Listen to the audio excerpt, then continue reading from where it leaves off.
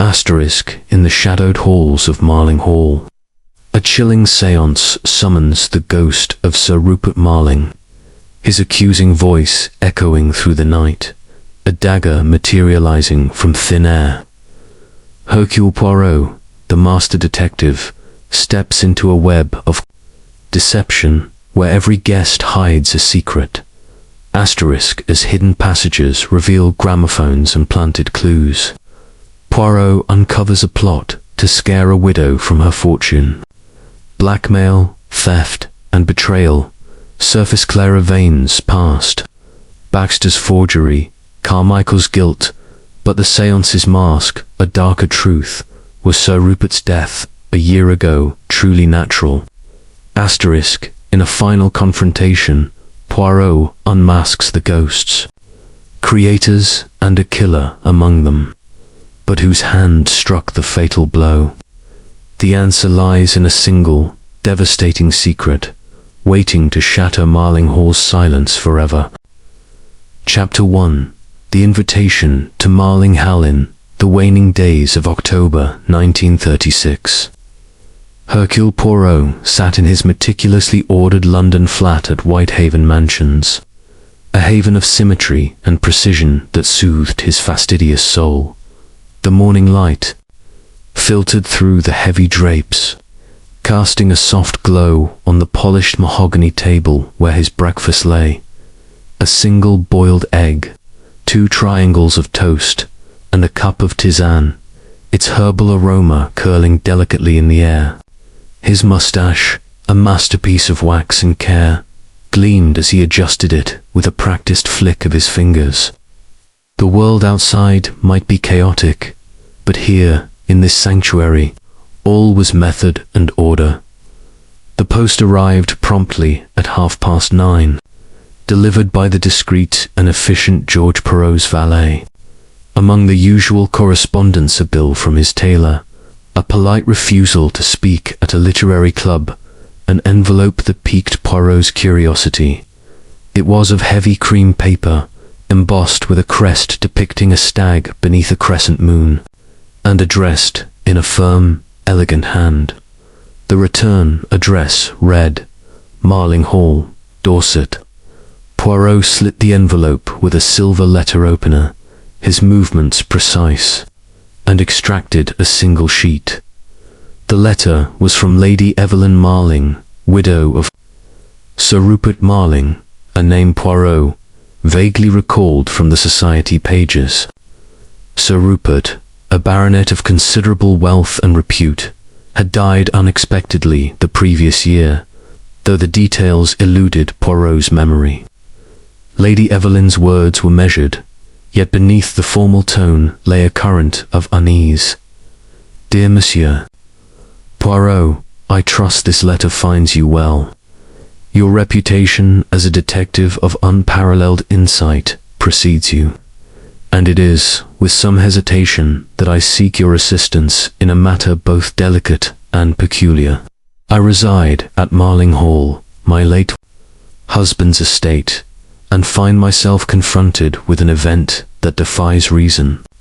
A séance is to be held this coming weekend at the insistence of certain guests to contact the spirit of my husband, Sir Rupert, who passed away a year ago under circumstances that remain, to my mind, unresolved. I am no believer in the supernatural, Monsieur Poirot, but I fear this gathering may be a pretext for mischief or worse. I would be most grateful if you could attend as my guest and lend your discerning eye to the proceedings. Your presence would bring me great comfort, and I am prepared to compensate you generously for your time. Yours sincerely, Evelyn Marling. Poirot leaned back in his chair, his green eyes narrowing as he tapped the letter against his palm.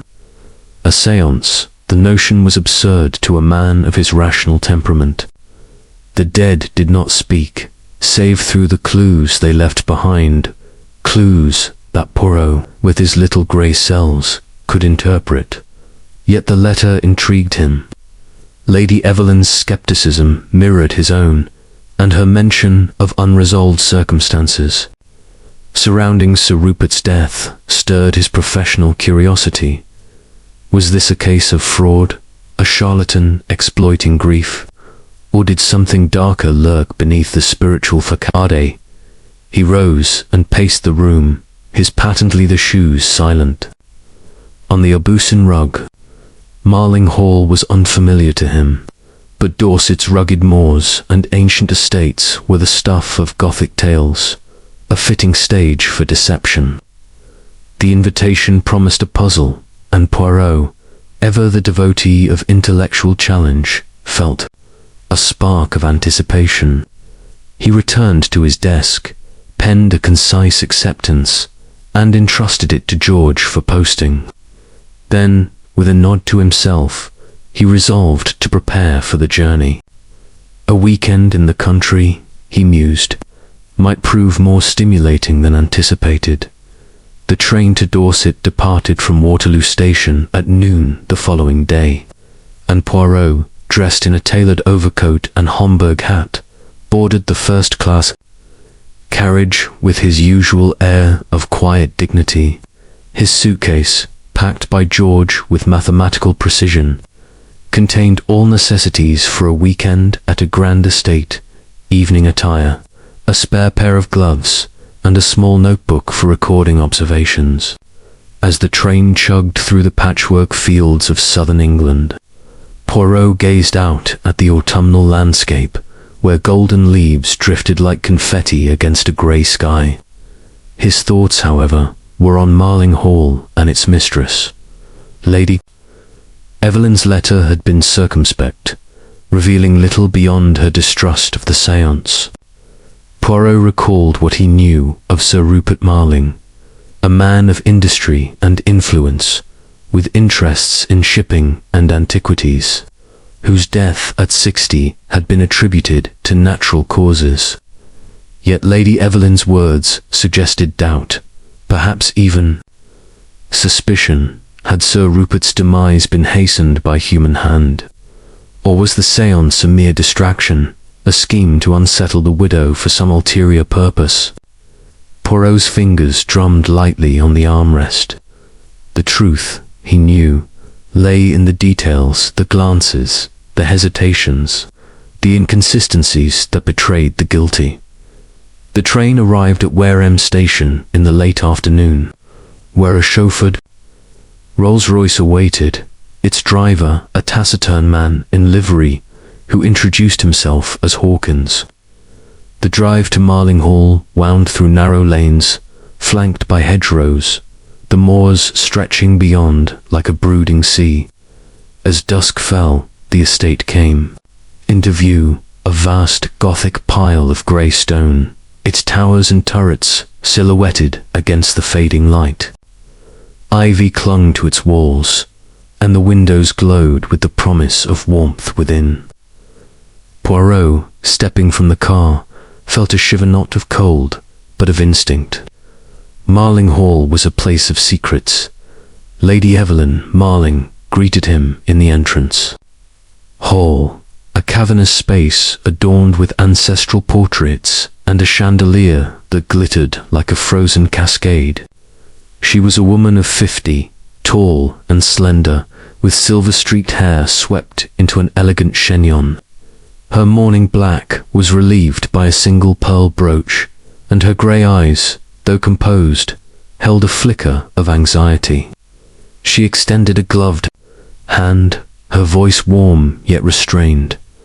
"Monsieur Poirot, I cannot thank you enough for coming. Your presence is a great reassurance." Poirot bowed, his moustache curving in a courteous smile. "Madame, it is my pleasure to assist. The letter of yours, it has intrigued me. This séance is most unusual, n'est-ce pas?" Lady Evelyn's lips tightened. "Unusual and unwelcome, if I may be frank. I agreed to it only to humour certain guests, but I fear it is a farce or worse. Come, let me show you to your room. We dine at 8, and you shall meet the others then." As they ascended the grand staircase, Poirot noted the hall's opulence. tapestries depicting medieval hunts, oak paneling polished to a mirror sheen, and a suit of armor standing sentinel at the landing. Yet there was a chill in the air, a sense of disquiet that lingered like damp. His room, however, was a haven of comfort, with a four-poster bed, a crackling fire, and a view of the moors that stretched into shadow. Left alone, Poirot unpacked, his movements methodical, and consulted his pocket watch. There was time before dinner to reflect. He sat by the fire, his notebook open, and began to jot down impressions. Lady Evelyn's demeanor suggested genuine concern, but her reticence hinted at knowledge withheld. The séance, he suspected, was a catalyst, a device to stir emotions or expose tensions among the guests. Who were these others she had mentioned? Friends, family, or opportunists drawn to the Marling fortune? And what of Sir Rupert's death? Poirot resolved to probe gently, to listen more than he spoke, for the guilty often revealed themselves.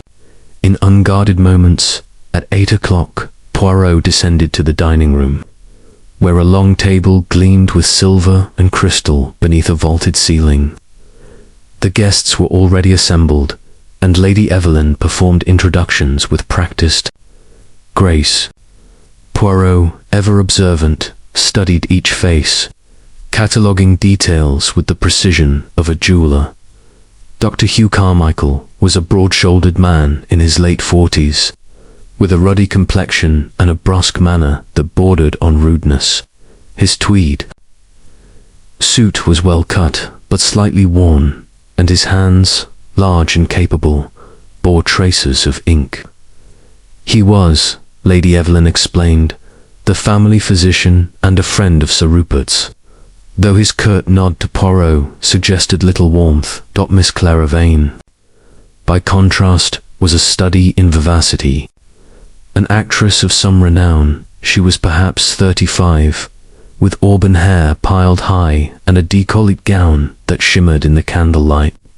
Her laughter was musical, her gestures theatrical, yet Poirot noted a sharpness in her blue eyes, as if she were perpetually assessing her audience. Mr. Leonard Baxter, the solicitor, was a thin, nervous man of 50, his pince-nez perched precariously on a pointed nose. His grey suit was immaculate, but his hands trembled slightly as he sipped his wine, and his conversation was punctuated by anxious glances toward Lady Evelyn. He managed Sir Rupert's legal affairs, Poirot learned, and his presence suggested matters of inheritance or dispute. Miss Daphne Grey, the youngest of the party, was a delicate creature of 22, with pale skin and wide, dreamy eyes, the colour of moss. Her simple green dress contrasted with Clara's extravagance, and her soft voice carried a hint of mysticism. She spoke of poetry and the stars, but Poirot sensed a fragility beneath her ethereal air, as if she were poised on the edge of revelation. The final guest was Madame Zorina, the medium, who entered last with a flourish that commanded attention. She was a woman of indeterminate age, her olive skin accentuated by kohl-lined eyes and a cascade of dark hair beneath a silk turban. Her accent, vaguely Eastern, lent an air of exoticism, and her flowing robes rustled as she moved. She greeted Poirot with a knowing smile, as if privy to secrets beyond the mortal veil. "Monsieur Poirot," she purred, "I have heard of your fame. You seek truth, yes. Perhaps the spirits will aid you." Poirot inclined his head, his expression bland. "Madame, the truth, it is found not in shadows, but in the light of reason. But I am most curious to observe your talents." Dinner was a sumptuous African psalm, sole moinière, roast pheasant, and a sorbet that melted like snow, but Poirot paid more attention to the conversation than the food. Lady Evelyn steered the talk toward neutral topics: the weather, The London season, the restoration of Marling Hall's gardens. Yet beneath the civility, Poirot detected undercurrents. Dr. Carmichael spoke little, his jaw tight when Sir Rupert's name arose. Clara Vane flirted shamelessly with Baxter, who blushed and stammered. Daphne Grey listened intently to Madame Zorina's tales of the occult, her eyes wide with fascination, and Madame Zorina herself watched them all, her smile enigmatic as the meal concluded. Lady Evelyn rose. "My friends, tomorrow evening we shall hold the séance in the library. Madame Zorina assures me it will be illuminating. Monsieur Poirot, I trust you will join us." Poirot nodded, his eyes meeting hers. "But of course, Madame, I would not miss it." The party dispersed, some to the drawing room for coffee, others to their rooms. Poirot lingered, ostensibly to admire a portrait of Sir Rupert above the fireplace, a stern, bearded man with piercing eyes, but, in truth, to overhear fragments of conversation. Clara's laughter echoed from the hall, followed by Baxter's murmured protest. Heavy footsteps faded up the stairs. Daphne's soft voice drifted from the doorway, speaking to Madame Zorina. "Do you truly believe he will come?" Poirot's moustache twitched. The stage was set, the players assembled. Tomorrow, the curtain would rise on the séance, and he suspected, on a drama far more human than spectral. That night, as Poirot prepared for bed, he reviewed the evening's observations. Lady Evelyn's composure masked a deep unease, perhaps rooted in her husband's death. Dr. Carmichael's gruffness suggested discomfort, possibly guilt. Clara Vane's charm was a performance, her motives opaque. Baxter's anxiety hinted at financial or legal entanglements. Daphne Grey's innocence might be genuine or a facade. And Madame Zorina, her confidence was that of a showman. But was she a fraud, or did she believe her own mystique? He opened his notebook and wrote, "The séance is the key. It is not a communion with the dead, but a mirror for the living. Who seeks to manipulate, and why? The truth lies in their eyes, their words, their silences." As he extinguished the lamp, the wind howled across the moors, rattling the windows of Marling Hall. Poirot, undaunted, closed his eyes. The ghost, if there was one, would be unmasked not by spirits, but by the relentless logic of Hercule Poirot. Chapter 2. Arrival at Marling Hall. The train from London to Wareham chugged through the English countryside, its rhythm a steady counterpoint to the restless thoughts of Hercule Poirot. It was the afternoon of October 29th, 1936, and the landscape beyond the window of his first-class carriage was a tapestry of autumnal hues, amber, russet, and gold-framed by the brooding grey of the Dorset moors. Poirot, clad in a meticulously tailored overcoat and Homburg hat, sat with his gloved hands folded over a silver-topped cane, his green eyes half closed but missing nothing. His suitcase, packed with the precision of a mathematical theorem by his valet George, rested in the overhead rack, containing all necessities for a weekend at Marling Hall. Evening attire, a spare pair of patent leather shoes, and a leather-bound notebook for recording the subtleties of human behavior. The invitation from Lady Evelyn Marling, received 2 days prior, lay folded in his breast pocket, its words etched in his memory. A séance to contact the spirit of her late husband, Sir Rupert Marling, was to be held at her Dorset estate, and she suspected fraud or mischief. Poirot, ever drawn to the unravelling of deception, had accepted, sensing a puzzle that would engage his little grey cells. The train's whistle pierced the air as it slowed, and Poirot adjusted his moustache, preparing to step into the unknown. At Wareham Station. A chill wind greeted him as he alighted, his shoes clicking on the platform. Chauffeur in a dark green livery approached, touching his cap. Monsieur Poirot. I'm Hawkins, from Marling Hall. The car's this way, sir. His Dorset accent was clipped, his manner deferential but reserved. Poirot nodded, following him to a gleaming Rolls-Royce parked beyond the station's modest ticket office. Hawkins stowed Poirot's suitcase in the boot and opened the rear door. And soon they were gliding through narrow lanes bordered by gnarled oaks and hedgerows, the moors stretching into the distance like a vast undulating sea. Poirot, seated on the plush leather, observed the landscape with interest. The moors were wild and desolate, their beauty tinged with melancholy. Mist clung to the hollows, and the occasional standing stone loomed like a silent sentinel.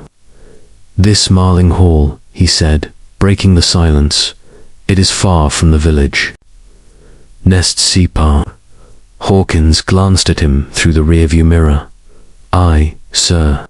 3 miles from Marling village, and none too close to neighbours. It's a grand old place, but... He hesitated, then added, it's got its stories. Poirot's eyebrows lifted slightly. Stories, Monsieur Hawkins, of what nature? The chauffeur shrugged, his eyes returning to the road. Old tales. Sir, ghosts and such. Folks say Sir Rupert's not at rest, but I don't hold with that nonsense. His tone was dismissive, yet Poirot noted a fleeting unease in his grip on the wheel. Ghosts, he thought, were the inventions of the living, conjured to mask guilt or fear. He filed the remark away, his curiosity sharpening. As dusk deepened. Marling Hall emerged from the mist, its silhouette both majestic and forbidding. The estate was a Gothic masterpiece of grey stone, its towers and turrets piercing the sky like the spires of a cathedral. Mullioned windows glinted faintly, and ivy clung to the walls, softening the severity of the architecture. A gravel drive swept in a grand arc to the entrance, where 2 stone stag's echoes of the Marling crest flanked the steps. Poirot, stepping from the car, felt the weight of history in the air, mingled with a subtler sense of disquiet. Hawkins retrieved the suitcase and led him to the oak-panelled door, which swung open to reveal a footman in black. The entrance hall was a cavern of grandeur, its vaulted ceiling lost in shadow. A chandelier of wrought iron and crystal hung like a frozen waterfall, casting prisms of light across the marble floor. Portraits of Marling ancestors lined the walls, their eyes stern and unyielding, and a suit of armour stood at the base of a sweeping staircase, its visor glinting. Poirot's gaze swept the space, cataloguing details, the faint scent of beeswax, the polish of the banister, the distant echo of a clock striking 5. Order and opulence, yet beneath it, a tension he could not yet name. Lady Evelyn Marling descended the staircase, her presence commanding yet tempered by a quiet grace. She was a woman of 50, tall and composed, her silver-streaked hair drawn into an elegant chignon. Her mourning black was relieved by a single pearl brooch, and her grey eyes, though warm, held a shadow of strain. Monsieur Poirot, she said, extending a gloved hand, you are most welcome. I cannot express my gratitude for your coming. Poirot bowed, his moustache curving in a courteous smile. Madame, it is an honour to assist. Your letter, it has stirred the curiosity of Hercule Poirot. This séance, it is a most intriguing affair. Lady Evelyn's lips pressed into a thin line, and she gestured toward the hall. Intriguing, yes, but also troubling. Come, let me show you to your room. You must be weary from your journey." As they ascended the staircase, Poirot noted the portrait's progression. Men in ruffled collars, women in velvet gowns, each bearing the Marling features, high cheekbones, piercing eyes. At the landing, a tapestry depicted a stag hunt, its colors vibrant despite its age. Lady Evelyn led him down a corridor lined with oak doors, their brass handles gleaming, and opened one to reveal a spacious chamber. A four-poster bed dominated the room, its crimson hangings rich but somber. A fire crackled in the great casting. Warmth across a writing desk, an armchair, and a window overlooking the moors, now shrouded in twilight. A vase of white roses stood on the mantel, their scent delicate. "Your room, Monsieur Poirot," Lady Evelyn said. "I hope it suits. Dinner is at 8, in the dining room. You will meet the other guests then." Poirot inclined his head. "It is most charming, madame. And these guests, they are many." Her expression flickered, a hint of hesitation. "A small party, friends, acquaintances, and Madame Zorina, the medium. I trust you will find them interesting." She paused, then added softly, "I rely on your discretion, monsieur. All is not as it seems here." Poirot met her gaze, his eyes keen. "Madame, the discretion, it is my profession, and the truth, it is my passion. You may depend on her." "Poirot." She nodded, a faint smile touching her lips, and withdrew, closing the door with a soft click. Alone. Poirot removed his hat and coat, hanging them with care in the wardrobe. He unpacked his suitcase, arranging his toiletries on the dressing table with geometric precision, comb, brush, mustache wax, each in its place. As he did so, his mind turned to Lady Evelyn's words. "All is not as it seems." A commonplace phrase. Yet her tone suggested knowledge, withheld, perhaps fear. The séance, he suspected, was a pretext to stage for motives, yet unseen. Fraud, greed, or vengeance. The possibilities danced in his mind like shadows. He crossed to the window, drawing back the heavy drapes. The moors stretched into darkness, their contours softened by mist. A single light flickered in the distance, a cottage, perhaps, or a shepherd's lantern. Poirot's reflection stared back, his moustache a dark crescent against the glass. He thought of Hawkins's mention of ghosts, of Sir Rupert's unrest. Superstition, he dismissed. Yet the human heart could conjure spectres more dangerous than any spirit. Turning from the window, he opened his notebook and began to write. Marling Hall, October 29th, 1936. Lady Evelyn Marling, a widow of poise but unease. The séance, a charade. But for what purpose? The guests, unknown, yet each a potential player in this drama. The hall itself, a witness to secrets. Observe, listen, deduce. He closed the book, his fingers lingering on its cover. The evening ahead would reveal more, he was certain, at 7:30. Poirot dressed for dinner, selecting a black evening suit, a starched white shirt, and a silk tie. His moustache received a final touch of wax, and he adjusted his cufflinks, silver ovals engraved with his initials. Satisfied, he descended to the drawing room, where the guests were to gather. The corridor was hushed, its sconces casting pools of light on the panelling. A maid passed, carrying a tray of linens, and offered a shy curtsy. Poirot nodded, noting her youth and the faint tremor in her hands. Fear or merely nerves? The drawing room was a study in elegance, its walls hung with damask, and its furniture upholstered in deep green. A fire roared in the hearth, and a grand piano stood in one corner, its lid closed. Lady Evelyn was already present, conversing with a man Poirot deduced was Dr. Hugh Carmichael, given his broad shoulders and tweed jacket. Carmichael's voice was gruff, his gestures abrupt, and he broke off as Poirot entered. "Monsieur Poirot," Lady Evelyn said, her tone welcoming. "Allow me to introduce Dr. Hugh Carmichael, our family physician and a dear friend of my late husband." Carmichael extended a hand, his grip firm but brief. "Heard of you, Poirot, detective? You're not here to stir up trouble."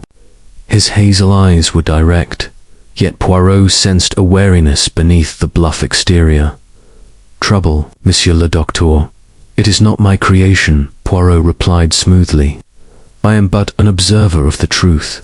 Carmichael grunted, turning back to Lady Evelyn, and Poirot's gaze shifted to the others entering the room. Miss Clara Vane swept in like a stage diva, her auburn hair gleaming under the chandelier. Her emerald gown clung to her figure, and her laughter preceded her, bright and calculated. "Evelyn, darling, this place is divine, positively dripping with atmosphere." She caught sight of Poirot and extended a hand, her nails lacquered. "Red, and you must be the famous detective.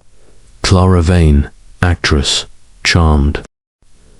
Poirot kissed her hand with continental flair. "Mademoiselle, the charm, it is yours. I am but a humble servant of justice." Clara's smile was coy, but her eyes assessed him, sharp as a blade. Mr. Leonard Baxter followed, a slight man in a grey suit, his pince-nez glinting. His handshake was clammy, his voice high and nervous. "Monsieur Poirot, a pleasure. I'm Sir Rupert's solicitor. Dreadful business, this séance nonsense." He glanced at Lady Evelyn, then away, his fingers twitching.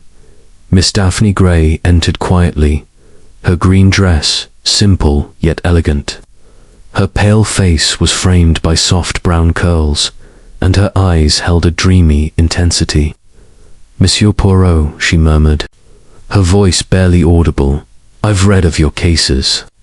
You must think us foolish, chasing spirits." Poirot smiled gently. "Mademoiselle, the heart seeks answers in many ways. I judge not the seeking, only the deceit." Finally, Madame Zorina appeared, her entrance a performance in itself. Her silk robes shimmered, and a turquoise pendant gleamed at her throat.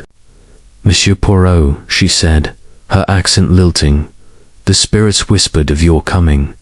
You seek the unseen, yes." Her dark eyes held his, probing. "Madame," Poirot replied, "I seek only what is hidden by human hand, the spirits. They are silent to me." Her smile was enigmatic, and she glided to Lady Evelyn's side, her presence magnetic as the group moved to the dining room. Poirot lingered, his eyes sweeping the drawing room. A photograph on the mantel caught his attention. Sir Rupert Marling, bearded and stern, stood beside a younger Lady Evelyn, their expressions solemn. Poirot's moustache twitched. The past, he knew, was never truly buried. The dining room was a vision of splendor, its table set with silver and crystal. As the guests took their seats, Poirot observed their placements. Lady Evelyn at the head, Carmichael to her right, Clara opposite Baxter, Daphne beside Madame Zorina, and himself between Clara and Daphne. The first course, consomme, was served, and conversation began, stilted at first, but gaining momentum. Lady Evelyn spoke of Marling Hall's history, its origins in the 16th century. Clara recounted her latest West End triumph, her voice carrying. Baxter stammered about legal reforms, his eyes darting. Daphne listened, her fork poised, while Carmichael ate with the focus of a man avoiding talk. Madame Zorina, between sips of wine, alluded to her travels in the East. her tales laced with mysticism. Poirot, silent for much of the meal, listened intently. Clara's laughter was too bright, Baxter's nerves too raw. Carmichael's silence was heavy, Daphne's dreaminess. Perhaps a mask. Madame Zorina's confidence was unshakable, yet Poirot sensed artifice. Lady Evelyn, though gracious, watched her guests with a vigilance that mirrored his own. As the meal ended, Lady Evelyn rose. "Tomorrow we gather in the library for the séance. Madame Zorina assures us it will be revealing. Monsieur Poirot, I trust you will join us." Her eyes held his, a plea unspoken. "But of course," Madame Poirot replied, "I am most eager to observe." The party dispersed, and Poirot, declining coffee, retired to his room, his notebook in hand. He wrote, "The players are assembled, each with a role yet to be revealed. The séance is the stage, but the drama is human. Tomorrow the truth begins to stir." The wind howled outside, and Marling Hall settled into silence. Poirot, undaunted, prepared for the morrow, his little grey cells poised for the challenge. Chapter 10. The Séance. Evening of October 30th, 1936, descended upon Marling Hall with a chill that seemed to seep from the very stones of the ancient estate. Hercule Poirot, having spent the day in quiet observation of the household, adjusted his black tie and smoothed his evening jacket, ensuring every detail of his appearance was impeccable. His moustache, a triumph of wax and symmetry, gleamed in the mirror of his chamber as he prepared for the séance, the event that had drawn him to this remote corner of Dorset. Lady Evelyn Marling's invitation had hinted at deception, and Poirot's little grey cells were alert, ready to pierce the veil of whatever charade awaited. At precisely 7 o'clock, he descended the grand staircase, his patent leather shoes silent on the polished oak. The air in Marling Hall was heavy, charged with an expectancy that bordered on unease. The servants moved with hushed efficiency, their faces betraying nothing. Yet Poirot noted the way the young maid from the previous evening avoided his gaze, her hands clutching a tray of candles.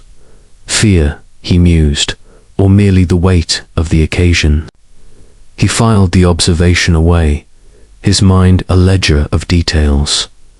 The library, where the séance was to be held, was a cavernous room at the heart of the hall, its walls lined with leather-bound tomes and portraits of Marling ancestors whose eyes seemed to follow the living. A massive oak table dominated the center, surrounded by her backed chairs, and a chandelier hung above, its crystals dimmed for the occasion.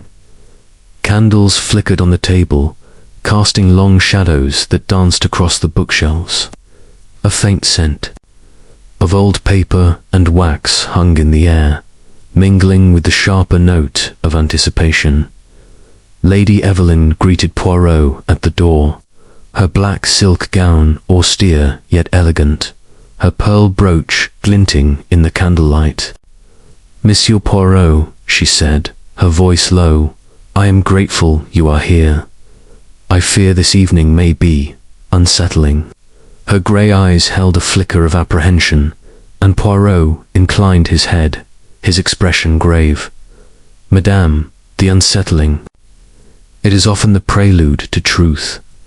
Hercule Poirot is prepared." He offered a reassuring smile, though his eyes were already scanning the room, noting the positions of the guests as they arrived. Dr. Hugh Carmichael entered first, his tweed suit replaced by a formal black one, though his broad shoulders and gruff demeanor remained unchanged.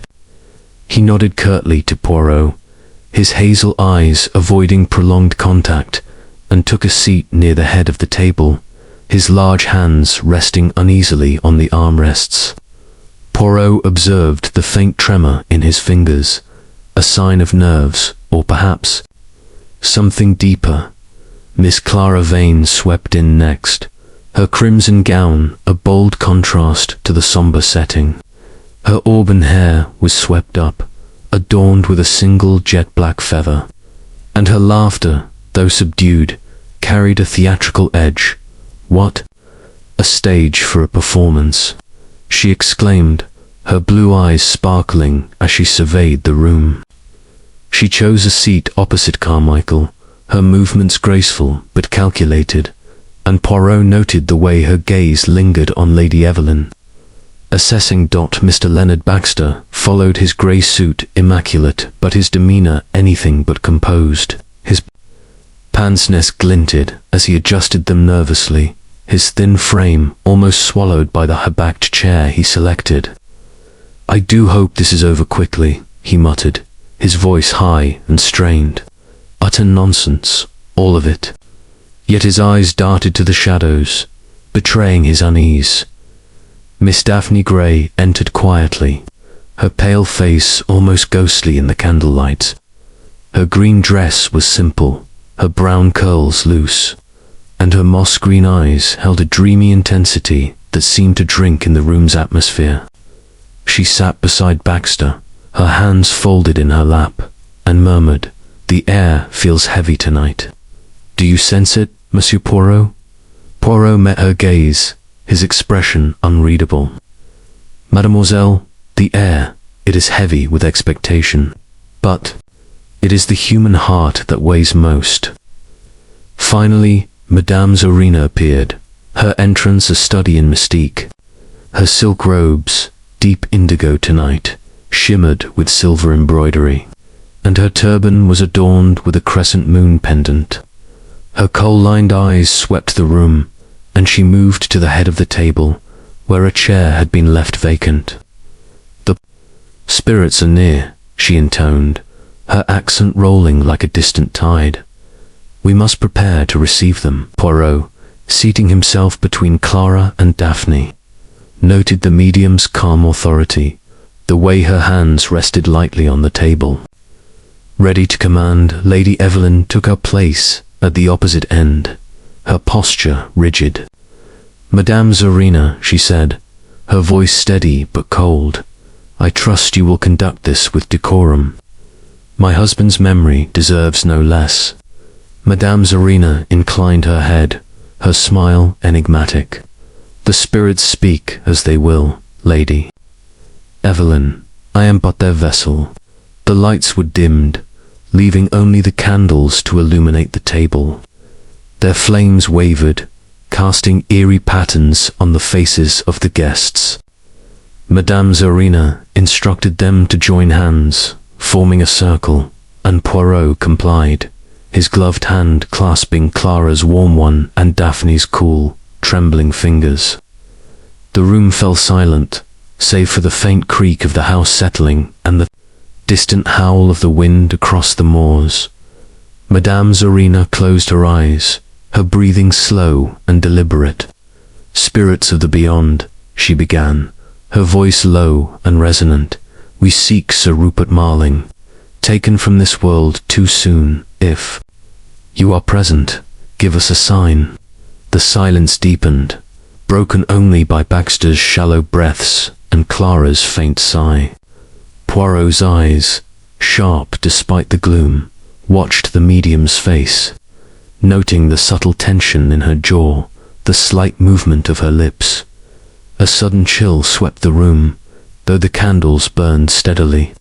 Then a low moan echoed not from Madame Zorina, but from the air itself, it seemed. Baxter gasped, his hand tightening in Daphne's.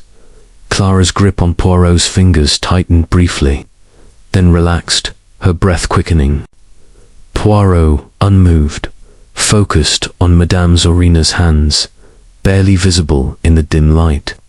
A faint twitch, a subtle shift, too deliberate for a trance, he thought. The moan grew into a voice, raspy and male, issuing from Madame Zorina's lips, yet somehow apart from her.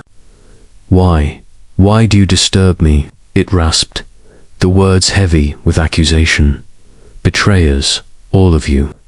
The table trembled, a faint vibration that sent a glass of water teetering. A vase on a nearby shelf crashed to the floor, shattering. With a sound like a gunshot, Clara shrieked, and Baxter let out a strangled cry. Daphne's hand trembled in Poirot's, but she remained silent, her eyes wide. Poirot's gaze never left Madame Zorina. He noted the slight tilt of her head, the way her fingers rested near a fold in her robe. A wire, perhaps. A hidden device. The voice continued, its tone growing harsher. You took my life. My legacy. You will pay. Lady Evelyn's face paled, her lips parting, but she said nothing. Carmichael's jaw clenched, his eyes fixed on the table. Clara's laughter was gone, replaced by a tense stillness. Baxter's pince-nez slipped, and he fumbled to adjust them. Then a metallic glint caught Poirot's eye, on the table, where, moments before, there had been only candles, lay a dagger, its blade etched with the initials R.M. Rupert Marling. The guests gasped as one, and Daphne whispered, "It's his." It was his. Madame Zorina's eyes opened, her expression one of feigned shock. "The spirits have spoken," she said, her voice trembling artfully. "Sir Rupert is angry." Lady Evelyn rose, her chair scraping against the floor. "Enough," she said, her voice cutting through the tension. "Lights, please." The footman, stationed by the door, hurried to comply, and the chandelier blazed to life, banishing the shadows. The dagger gleamed in the sudden brightness, its presence stark and undeniable. Poirot leaned forward, his eyes narrowing as he studied. The blade was polished, the handle ornate, yet it bore no signs of age or use. A prop, perhaps, or something more sinister. "Monsieur Poirot," Lady Evelyn said, her voice low but firm, "this is no spirit's doing. Someone plays a cruel game." Her eyes swept the guests, lingering on each face. Carmichael stared at the dagger, his expression unreadable. Clara's hand fluttered to her throat, her eyes wide with what might have been fear or excitement. Baxter mopped his brow with a handkerchief, his hands shaking. Daphne gazed at the dagger as if mesmerized, her lips moving silently. Madame Zorina remained composed, her hands folded, her smile serene. Poirot rose, his movements deliberate. "Madame, you are correct. The dead do not wield daggers, nor do they shatter vases. This is the work of the living." He approached the table, his gloved fingers hovering over the dagger without touching it. "This object, it is most curious. It appears, yet no one saw it placed. A clever trick, n'est-ce pas?" His eyes met Madame Zorina's, but she did not flinch. The guests began to speak at once, their voices overlapping. "It's madness," Baxter cried. "The spirits are real," Daphne murmured. "Nonsense," Carmichael growled. Clara's laugh was sharp, almost brittle. "Well, it's certainly dramatic." Lady Evelyn silenced them with a raised hand. "We will discuss this tomorrow. For now, I bid you good night." As the party dispersed, Poirot lingered, his eyes on the dagger. He beckoned the footman. "Monsieur, this dagger, where was it kept?" The footman, a young man with a nervous demeanor, hesitated. "It was Sir Rupert's, sir. Kept in a case in the study, locked." Poirot nodded, dismissing him. A locked case, yet the dagger appeared. A key, a thief, or a sleight of hand. He would investigate come morning. Returning to his room, Poirot opened his notebook and wrote, "The séance, a performance, but for whose benefit? Madame Zorina, she is skilled, but her hands betray her. The dagger, a symbol of accusation, yet its placement is no mystery to Poirot. The guests each reacts, yet none confesses. The truth hides in their silences. He closed the book, his mind alight with possibilities. The wind howled outside, but within, Hercule Poirot was calm, his little grey cells weaving the threads of deception into a pattern only he could see. Chapter 4. The Shadow of Suspicion. The morning of October 31st, 1936. Dawned over Marling Hall with a pall of mist that clung to the moors, shrouding the estate in a spectral veil. Hercule Poirot, ever an early riser, stood at his chamber window, his green eyes tracing the indistinct shapes of gnarled trees and distant hills. The events of the previous night's séance replayed in his mind with the clarity of a cinematograph. The rasping voice, the crashing vase, the sudden appearance of Sir Rupert Marling's dagger. A performance, he was certain, orchestrated by human hands, yet the motive remained elusive. His little grey cells hummed, piecing together the mosaic of gestures, glances, and silences that had filled the library. Poirot dressed with his usual precision, selecting a charcoal suit, a crisp white shirt, and a silver tie that gleamed like the blade of the mysterious dagger. His moustache, meticulously waxed, was a testament to his unwavering commitment to order, even amidst the chaos of deception. He descended to the breakfast room, a smaller chamber off the dining hall, where sunlight filtered through tall windows, illuminating a sideboard laden with kedgeree, kippers, and toast. The aroma of coffee mingled with the faint damp of the morning air, and Poirot, taking a seat with a cup of tisane, prepared to observe the guests as they emerged from the night's drama. Lady Evelyn Marling entered first, her black gown replaced by a navy dress that softened her morning attire without abandoning it. Her face was pale, her grey eyes shadowed, yet her posture remained erect, a study in resilience. "Monsieur Poirot," she said, seating herself opposite him, "I trust you slept well, despite last night." Her voice was steady, but her fingers, adjusting a napkin, betrayed a faint tremor. Madame Poirot replied, his tone gentle, "To sleep. It is restorative when the mind is active. The séance, it has given me much to consider." He paused, sipping his tisane, then added, "The dagger, it has vanished, I understand." Lady Evelyn nodded, her lips tightening. "Yes. I had the butler, Mr. Grayson, check the library this morning. It was gone, as if it had never been."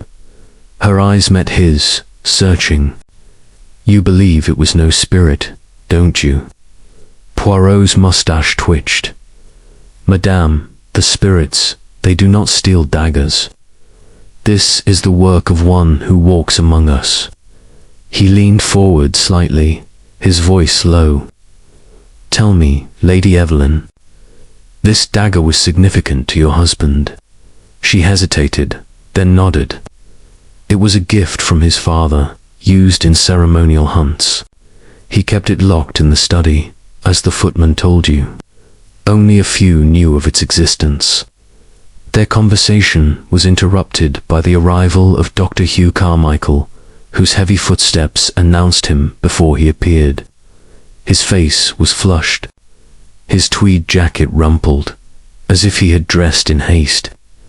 He muttered a greeting, avoiding Poirot's gaze, and busied himself at the sideboard, piling his plate with kippers. Poirot noted the tension in his shoulders, the way his eyes flicked toward Lady Evelyn before settling on his food. A man, uneasy, perhaps with secrets to guard. Miss Clara Vane swept in next, her presence as vibrant as the morning sun. She wore a scarlet blouse and a cream skirt, her auburn hair swept into a loose knot that suggested artful carelessness. "Good heavens, what a night!" she exclaimed, her voice carrying a theatrical lilt as she took a seat beside Poirot. "I declare, I barely slept a wink after that ghastly voice. And that dagger. Quite the coup de theatre, wouldn't you say, Monsieur Poirot?" Her blue eyes sparkled, but Poirot detected a calculated edge, as if she were testing him. "Mademoiselle," he replied, his tone bland, "the theatre. It is most effective when the audience is unaware of the stagecraft. I am curious to know who directed this performance." Clara's laugh was bright, but her fingers toyed with a teaspoon.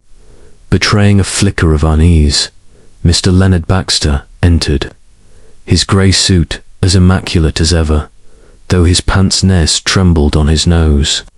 He murmured apologies for his lateness, his eyes darting to the empty chairs as if expecting the dagger to reappear.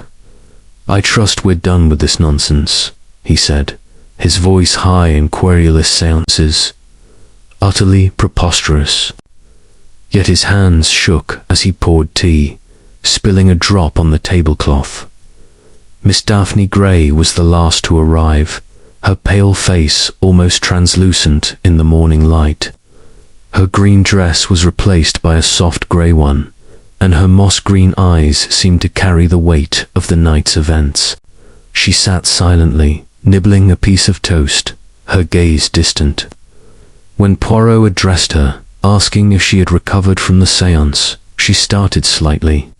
"It was unsettling," she murmured. "I felt him, you know, Sir Rupert. His anger." Her voice was soft, but Poirot noted the conviction in her words, a sincerity that puzzled him. Madame Zorina did not join them for breakfast, a fact that did not surprise Poirot. The medium, he suspected, preferred to maintain her mystique, perhaps preparing for the next act in her charade. He resolved to seek her out later, to test her composure in private. After breakfast, Poirot requested a moment with each guest, beginning with Lady Evelyn. They retired to a small parlour, its walls hung with pastoral watercolours that contrasted with the gothic severity of the hall. Seated in a wing-back chair, Lady Evelyn clasped her hands, her expression guarded. "Monsieur, I must know your thoughts. Was last night a trick, or something more?" Poirot leaned forward, his hands folded over his cane. "Madame, it was a trick, most assuredly. The voice, the vase, the dagger, these are the tools of one who seeks to manipulate. But the why, that is the question. Tell me, who benefits from this fear?" Lady Evelyn's eyes widened slightly, then narrowed. "I've wondered that myself. Rupert's death. It was sudden. A heart attack, Dr. Carmichael said, but I've never been certain. He was healthy, vigorous, and now this séance, stirring up his memory, it feels deliberate." Poirot nodded, his mind cataloguing her words. "And the guests, Madame T, were all known to your husband?" She confirmed they were. Carmichael, a friend and physician. Clara, a former acquaintance with a complicated history. Baxter, the solicitor who managed the estate. Daphne, a distant cousin with a romanticized view of the family. Madame Zorina, she admitted, was a stranger, invited at Daphne's insistence. Poirot's mustache twitched. A pattern was forming, but it was incomplete. Next, he spoke with Dr. Carmichael in the billiard room, where the physician was idly tapping a cue against the green felt. Carmichael's brusqueness was more pronounced in private, his hazel eyes guarded. "Look here, Poirot," he said. "I don't know what you're after, but I certified Rupert's death. Heart failure, plain as day. No need for ghosts or daggers to make it mysterious." Yet his voice held a defensive edge, and Poirot pressed gently. "Monsieur le Docteur, you were close to Sir Rupert. No disputes, no disagreements." Carmichael's jaw tightened. We had words once, over a business venture. Nothing more. But his hands gripped the cue too tightly, and Poirot noted the lie in his posture. Clara Vane met Poirot in the conservatory, where ferns and orchids thrived in the humid air. She lounged on a wicker chaise, her scarlet blouse a vivid splash against the greenery. "Monsieur Poirot, you're wasting your talents on this dreary house," she teased. "Come to the West End. I'll find you a role." Poirot smiled. "Unruffled, mademoiselle. The role I play is to uncover truth." "You knew Sir Rupert well, yes?" Her smile faltered, then returned. "Oh, years ago. A flirtation, nothing serious. He was charming, but married. I moved on." Her tone was light, but her eyes betrayed a flicker of resentment, quickly masked. In the library, Poirot found Baxter, hunched over a ledger as if seeking refuge in numbers. The solicitor started at Poirot's approach, his pince-nez slipping. "Monsieur Poirot, I assure you, I know nothing of that dagger," he blurted. Poirot raised a hand, calming him. "Monsieur Baxter, you managed Sir Rupert's estate. Were there irregularities?" Baxter paled, his voice dropping to a whisper. "The will was complex. Some were disappointed, Clara, even Daphne. But I swear, I've done nothing wrong." His desperation was palpable, and Poirot sensed a truth half-spoken. Daphne Grey was in the garden, her grey dress blending with the mist. She stood by a rosebush, her fingers tracing a thorn. "Monsieur Poirot," she said softly, "you don't believe in spirits, do you?" Poirot considered her, noting the sincerity in her eyes. "Mademoiselle, I believe in what I see, and what I see is human intent." "You felt Sir Rupert's presence, why?" She hesitated, then whispered, "He was kind to me, but I think someone hated him." Her words hung in the air, a clue wrapped in emotion. Poirot's final interview was with Madame Zorina, whom he found in a small sitting room, her indigo robes draped over a velvet chair. She greeted him with a serene smile, her pendant catching the light. "Monsieur Poirot, you seek to unravel my art, but the spirits, they are real." Poirot's eyes were sharp. "Madame, the spirits may speak, but the hands that move vases and daggers, they are flesh. What is your purpose here?" She leaned forward, her voice low. "I bring comfort to the grieving." "Is that a crime?" Her composure was flawless, but Poirot detected a rehearsed quality, a performer's mask. Returning to his room, Poirot opened his notebook and wrote, "The shadow of suspicion falls on all. Carmichael hides a quarrel at Clara, a past. Baxter a fear. Daphne a belief. Zorina a performance. The dagger's disappearance is no accident here. Accuses, but whom? The motive lies in the past, in Sir Rupert's death. Tomorrow I search for the truth in the house itself." He closed the book, his mind a web of connections. The wind rattled the windows, but Poirot's resolve was unshaken. The shadow would lift, and the guilty would stand revealed. Chapter 5. The Hidden Passage, the morning of November 1st, 1936, broke over Marling Hall with a reluctant sun, its rays struggling through a veil of clouds that hung low over the Dorset moors. Hercule Poirot, having risen at his customary early hour, stood before the mirror in his chamber, adjusting his moustache with the precision of an artist. His charcoal suit was immaculate, his silver tie a subtle gleam against the crisp white of his shirt. The events of the séance, 2 nights prior, the spectral voice, the shattered vase, the dagger etched with Sir Rupert Marling's initials, had woven a tapestry of suspicion, and Poirot's little grey cells were alive with the task of unravelling. The dagger's disappearance, confirmed by Lady Evelyn at breakfast yesterday, was no mere afterthought. It was a calculated move in a game whose rules he was determined to master. Breakfast had been a subdued affair, with the guests scattered. In their thoughts, Dr. Hugh Carmichael had eaten in silence, his eyes fixed on his plate. Miss Clara Vane had chattered brightly, her laughter too sharp. Mr. Leonard Baxter had fumbled his teacup, his nerves frayed. Miss Daphne Grey had gazed into the distance, her face pale, and Madame Zorina had been absent, her mystique preserved. Poirot's interviews had yielded fragments Carmichael's defensiveness, Clara's veiled resentment, Baxter's fear, Daphne's sincerity, Zorina's artifice, but the truth remained elusive, a shadow just beyond his grasp. Today, he resolved, he would turn his attention to Marling Hall itself. For houses, like people, held secrets in their bones. After a light repast of toast and tisane, Poirot set out to explore the estate, his notebook tucked in his breast pocket, his cane tapping softly on the polished floors. The entrance hall, with its chandelier and ancestral portraits, was quiet, save for the distant clink of silver as servants cleared the breakfast room.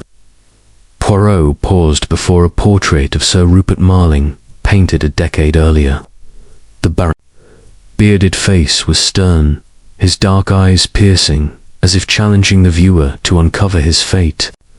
Poirot's mustache twitched. "Monsieur," he murmured, "you speak through the living, not the dead." "I shall listen." He began with the library, the stage of the séance. The room was, as he remembered, vast, shadowed, with bookshelves soaring to the ceiling and the oak table still bearing the faint ring of a candle's wax. The vase that had shattered lay in fragments, swept into a corner by a servant, but the dagger was gone. Its absence, a silent accusation. Poirot circled the table, his eyes scanning for anomalies. The chairs were evenly spaced, the carpet undisturbed, yet something nagged at his sense of order. He approached the bookshelf behind Madame Zorina's seat, where the shadows had been deepest during the séance. The titles, histories, philosophies, antiquarian volumes were unremarkable, but one section of the shelf seemed slightly misaligned, its edge protruding a fraction of an inch. Poirot's gloved fingers traced the wood, feeling for irregularities. A faint click rewarded his patience, and a narrow panel swung inward, revealing a dark recess. His heart quickened, not with fear, but with the thrill of discovery. "Voila," he whispered. "The house, it speaks." He glanced over his shoulder, ensuring he was alone, then stepped into the passage, his cane probing the unseen floor. The air was musty, thick with dust, and the walls, rough stone, pressed close. A faint draught stirred, suggesting an exit somewhere ahead. The passage sloped upward, its steps uneven, and Poirot moved with care, his eyes adjusting to the gloom. After a dozen paces, it opened into a small chamber, barely large enough for two men to stand abreast. A single, high window, clouded with grime, emitted a sliver of light, illuminating a collection of objects that made Poirot's eyebrows rise. A gramophone rested on a crate, its horn tarnished but intact, beside a coil of fine wire and a small lantern. A chair, its upholstery frayed, stood against one wall, and on it lay a folded cloth handkerchief, monogrammed with the initials H.C. Poirot's mustache twitched. Dr. Hugh Carmichael, or a clever misdirection. He examined the gramophone first, noting scratches on its surface, as if it had been used recently. The wires, thin and flexible, could easily be concealed. In a robe or beneath a table, perfect for manipulating objects from a distance. The lantern, when shaken, revealed a faint residue of oil, suggesting it had been lit not long ago. Poirot lifted the handkerchief with care, holding it to the light. The embroidery was fine, the fabric expensive, but its placement was too convenient. A clue left for discovery. "You wish to accuse, n'est-ce pas?" he murmured. But Hercule Poirot is not so easily led. He pocketed the handkerchief, intending to confront Carmichael later, and continued his exploration. The chamber had a second exit, a narrow stair spiraling upward. Poirot ascended, his steps cautious, and emerged into an attic, its rafters cloaked in cobwebs. Trunks and crates littered the space, their contents spilling old clothes, broken furniture, a child's rocking horse with one eye missing. A skylight, cracked but intact, cast a grey glow, and Poirot's gaze fell on a small table in the corner, where a notebook lay open, its pages YELLOWED. He approached, his cane tapping softly, and scanned the pages. The handwriting was hurried. The ink faded, but the entries were dated from the previous year, shortly before Sir Rupert's death. They detailed expensive sums paid to a CV, for services rendered others to a LB. For discretion, Poirot's eyes narrowed. Clara Vane and Leonard Baxter. The amounts were substantial, suggesting blackmail or bribery, but the context was unclear. A final entry, dated the day of Sir Rupert's death, read, "Must confront HC tonight. He knows too much." Poirot's pulse quickened. Carmichael again, at the heart of the mystery. He closed the notebook, tucking it into his coat, and surveyed the attic. A faint scuff mark on the floor led to a trapdoor, its edges flush with the boards. Poirot knelt, his knees protesting, and lifted it, revealing a ladder descending into darkness. The draught was stronger here, carrying the scent of damp stone. He hesitated, aware that further exploration risked discovery, but his curiosity was insatiable. He descended, his gloved hands gripping the rungs, and found himself in a corridor behind the study, its walls lined with pipes. A concealed door, barely visible, led back into the house, explaining how the dagger might have been retrieved unseen. Poirot retraced his steps, emerging in the library with a sense of triumph tempered by caution. The passage was a key means to stage the séance's effects, to plant the dagger, to sow fear. But who had used it? Madame Zorina, with her theatrical flair, was the obvious suspect, yet the handkerchief and notebook pointed elsewhere. Carmichael, Clara, Baxter, each had motive, each had opportunity. And Daphne Grey, with her dreamy sincerity, could she be an innocent or a subtle player in this charade? He returned to his room, locking the door, and laid his findings on the desk. The handkerchief, the notebook. He opened his own notebook and wrote, "The hidden passage, a stagehand secret, reveals the mechanics of the séance. The gramophone, the wires, the lantern, these are the tools of deception. The handkerchief, it accuses Carmichael, but too neatly, the notebook. It speaks of betrayal, of secrets bought and sold. Sir Rupert's death, it was no accident. The players hide, but Poirot sees." He paused, then added, "Confront Carmichael, observe Zorina, probe Clara and Baxter. The truth is near." A knock at the door startled him. It was Lady Evelyn, her face pale, her eyes urgent. "Monsieur Poirot, I must speak with you. The servants, they've found something in the study." Poirot rose, his cane in hand. "Lead on, madame. The house, it continues to speak." They descended to the study, a masculine room of leather and oak, where a glass case stood open, its lock intact but unfastened.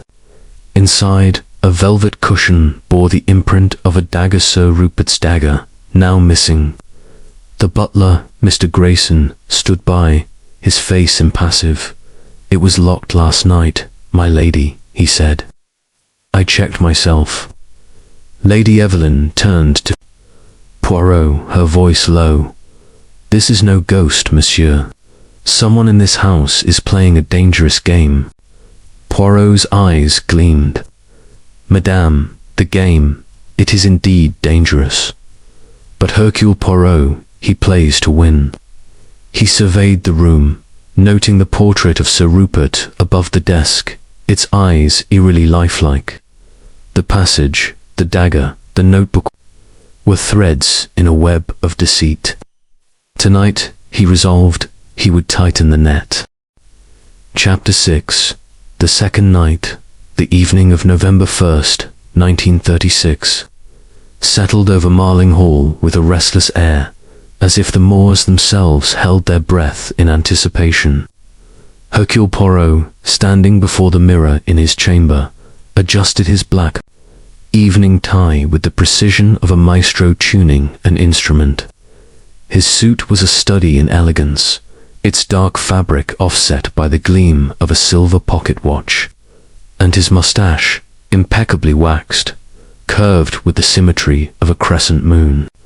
The discoveries of the dagger, hidden passage, the gramophone, the monogrammed handkerchief, the cryptic notebook had sharpened his focus, each clue a brushstroke in the portrait of deception he was painting.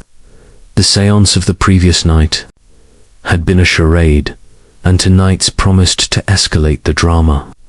Poirot's little grey cells were primed, ready to dissect the performance and expose its director. The day had been one of subtle maneuvers. After finding the secret passage and the notebook in the attic, Poirot had kept his discoveries close, revealing nothing to Lady Evelyn Marling or the guests.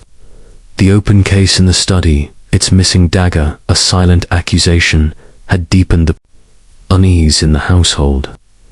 At luncheon, the guests had been subdued.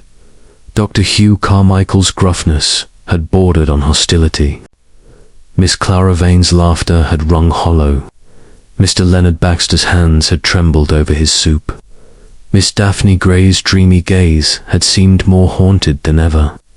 And Madame Zorina, appearing briefly, had spoken of restless spirits with a serene smile that Poirot found infuriatingly opaque. He had observed them all, noting the flickers of fear, guilt, or calculation in their eyes, but he had held his counsel, waiting for the evening to unfold.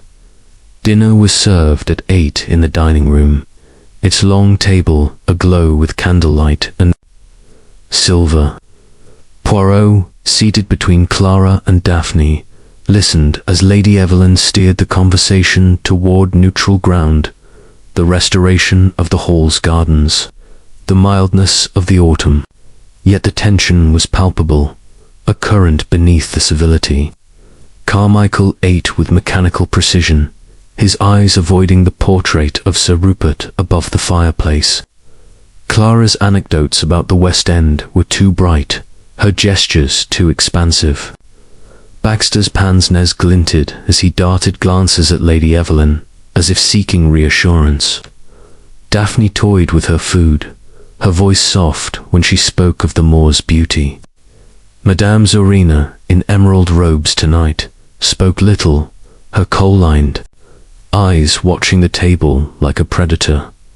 As the meal concluded, Lady Evelyn rose, her navy dress a somber contrast to the glittering table. "Madame Zorina has proposed another séance tonight, in the drawing-room," she said, her voice cool but resolute. "I have agreed, though I trust it will be less theatrical than the last. Monsieur Poirot, you will join us." Her grey eyes met his, a plea unspoken. Poirot inclined his head, his expression bland. "But of course, Madame de Truce, it reveals itself in repetition. I am most curious to observe." The guests exchanged glances, some wary, some intrigued and dispersed to prepare, their footsteps echoing in the vast hall. Poirot lingered, his gaze on the portrait of Sir Rupert, whose stern features seemed to challenge him. The notebook, now hidden in his room, had hinted at betrayals and secrets, with payments to CV and LB, and a confrontation with HC on the night of Sir Rupert's death. The handkerchief marked HC Dr. Carmichael's, or a plant, was another thread in the web. Tonight, Poirot resolved he would watch Madame Zorina's hands, Carmichael's reactions, and the interplay of fear and guilt among the others. The drawing room, he suspected, would be a new stage, its setting chosen for a purpose. At 9 o'clock, the guests gathered in the drawing room, a spacious chamber of green, damask, and mahogany, its windows draped in heavy velvet that muffled the wind's howl. A round table had been placed at the center, surrounded by 8 chairs, and candles flickered on a sideboard, casting a warm but unsteady glow. A grand piano stood in one corner, its lid closed, and a fireplace roared, though it did little to dispel the chill. Poirot noted a faint draught near the table, its source invisible, and filed the observation away. Madame Zorina entered last, her emerald robes shimmering, a silver pendant at her throat. "The spirits are restless," she intoned her accent, rolling like a distant storm. "Tonight, we seek Sir Rupert's truth." She took her place at the table, gesturing for the others to join hands. Poirot, seated between Daphne and Lady Evelyn, complied, his gloved hand clasping Daphne's trembling fingers and Lady Evelyn's steady ones. Carmichael sat opposite, his jaw tight. Clara beside him, her crimson gown vivid. Baxter next to her, his face pale, and Daphne beside Poirot, her eyes wide with anticipation. The lights were dimmed, leaving the candles to paint the room in flickering shadows. Madame Zorina closed her eyes, her breathing slow and deliberate. "Sir Rupert Marling," she began, her voice low, "we call you from the beyond. Speak, if you will." The silence was profound, broken only by the crackle of the fire and Baxter's shallow breaths. Poirot's eyes, sharp in the gloom, watched the medium's hands, noting their stillness, the faint gleam of her rings. A low moan broke the quiet, rising from nowhere and everywhere, deeper than the voice of the first séance. The table vibrated, a subtle tremor that sent a candle teetering. Clara gasped, her grip tightening, and Baxter whimpered softly. Poirot felt the draught again, stronger now, and traced its path to a gap beneath the drapes. A concealed mechanism, perhaps. The moan grew into words, guttural and accusing. "Liars, thieves, my blood on your hands." The voice seemed to emanate from Madame Zorina, yet her lips barely moved, her face serene. Suddenly, a shadow flickered in the corner, a vague, cloaked figure that shimmered and vanished. Daphne cried out, her hand trembling in Poirot's, and Lady Evelyn's breath caught. Carmichael's eyes widened, his hands clenching. Clara's laugh was sharp, almost hysterical. "Good heavens, what a show," she whispered, but her voice shook. Poirot, unmoved, noted Madame Zorina's fingers, one twitching slightly, as if signaling. The voice roared, "You cannot hide. Justice comes." A loud crack split the air, and the guests turned to see a portrait of Sir Rupert hung above the piano, now marred by a jagged slash across its canvas. The frame tilted, threatening to fall, and Baxter leaped to his feet, his chair toppling. "Enough," he cried. "This is madness." Lady Evelyn rose, her voice cutting through the chaos. "Lights, now." The butler, stationed by the door, switched on the chandelier, flooding the room with light. The portrait hung askew, its slash stark, the canvas curling at the edges. The table was undisturbed, save for a single candle that had fallen, its wax pooling on the cloth. The shadowy figure was gone, the moan silenced. Madame Zorina opened her eyes, her expression one of feigned exhaustion. "The spirits are angry," she murmured. "They demand truth."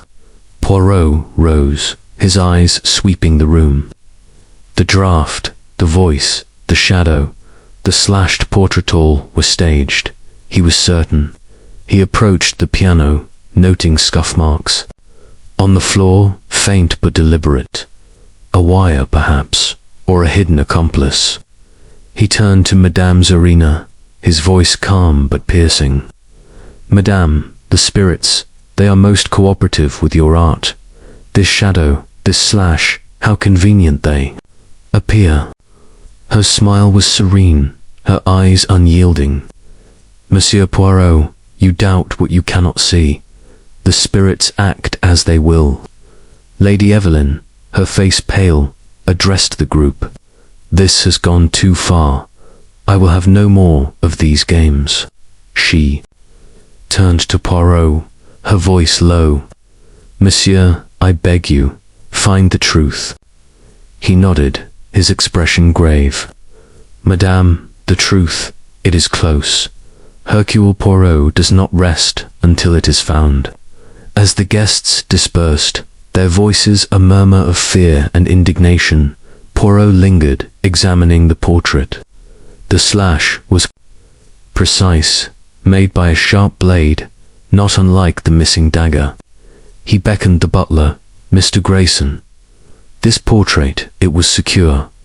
Grayson nodded, his face impassive. "Checked it myself this afternoon, sir."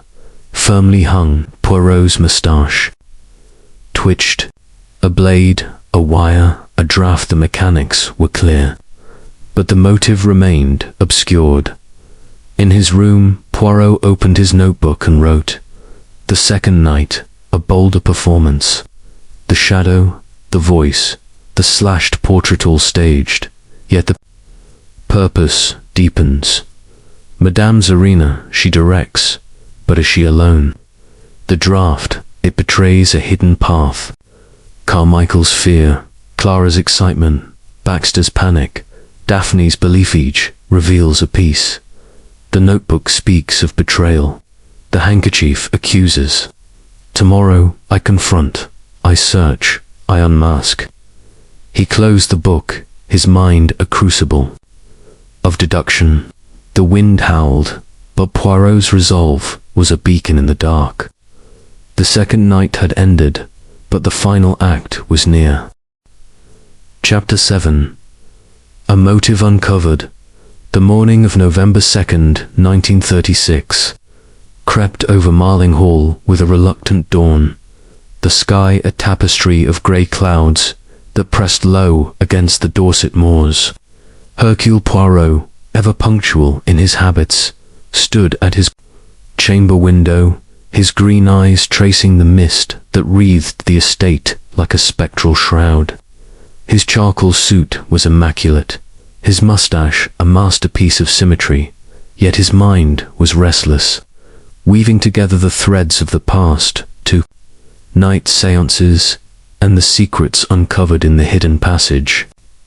The gramophone, the monogrammed handkerchief, the notebook with its cryptic entries all pointed to a human hand behind the ghostly charade. But the motive remained a shadow just beyond his grasp. Today, Poirot resolved he would tighten the net, probing deeper into the lives of the guests and the legacy of Sir Rupert Marling. Breakfast was a strained affair in the smaller dining room, where sunlight struggled through the tall windows, casting faint patterns on the oak table.